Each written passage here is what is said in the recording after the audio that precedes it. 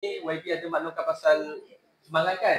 Jadi saya tak nak lah tengah kali lebih, biarlah PA YB yang terangkan jadi saya mengalu-alukan je lah kedatangan makcik-makcik ni semua kat sini. Okay, saya tak lupa Haji Alamah pun ada kat sini, pengungsi butuhkan kat sini, Timalan, seterusnya semua ada. Terima kasih semua datang. Jadi saya serahkan pada Encik Amir. Okay, Assalamualaikum, selamat petang semua. Terima kasih yang datang sebabkan kita ada program hari itu dan saya ingatlah permintaan sebab kita yang pertama adalah kita tak nak lupakan komuniti Ibu Tunggal ni, dan walau apa pun yang terjadi selepas ni, maknanya andai kata kita tak ada dana yang diberikan daripada kerajaan sekalipun, kita akan cari jalan supaya dana tu tetap ada. Maknanya YB akan cubalah cari jalan yang lain yang macam saya tak nak panggil macam dia panggil makcik-makcik kan, dan nenek tak apa. Ni semua akak-akak saya. Maknanya andai kata kalau kita tak ada peruntukan daripada kerajaan pun, jangan risau, YB akan cari jalan yang tersendirilah. Macam yang akak-akak semua dapat tengok, YB ada berkolaborasi dengan, antaranya adalah dengan brand-brand lain, dan juga kita akan dapatkan juga walaupun bercara. Itu yang pertama. Yang keduanya, saya bagikan, maknanya ini adalah sumbangan terus kepada penderma. Ini adalah amanah daripada penderma.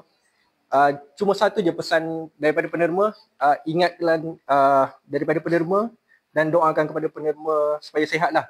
Ini namanya saya tak boleh beritahu, cuma namanya adalah hamba Allah yang handsome. Betul. Oh, nak tahu siapa? Siapa lagi handsome? Okey, dalam kedua ni mungkin daripada fikiran kakak, mungkin daripada YB ataupun yang lain, tapi ini adalah penerima lah. So daripada penerima tu dia dah memberikan RM20,000. Jadi dalam ni saya dapat dalam 116 penerima. Jadi ini saya dah susunlah, pecahkan untuk setiap penerima dan kita akan sampaikan terus. Sebab saya tak nak yang penerima untuk tunggu lama. Jadi inilah yang kita akan sampaikan terus supaya kita senang je. Kalau dalam Parlimen Muar ni ada permohonan, kita sampaikan terus, kita tak nak lama-lama. Tak ada protokol, tak ada apa. Jadi akak-akak semua kalau apa-apa perlukan bantuan, boleh call saya, boleh WhatsApp ke apa-apa, bagi tahu je. Mana yang perlukan bantuan, kita akan cuba sampaikan secepat mungkin lah.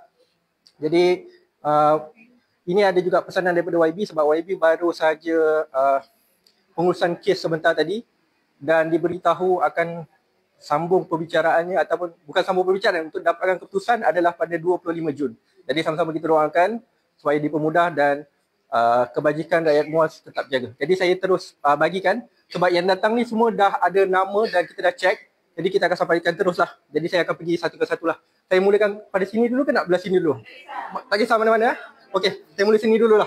Okey, selamat bagi terus. Terima kasih. Terima kasih. Sama.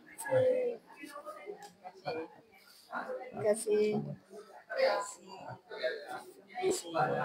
Jaga. Ya Kak, ni ada lagi ya.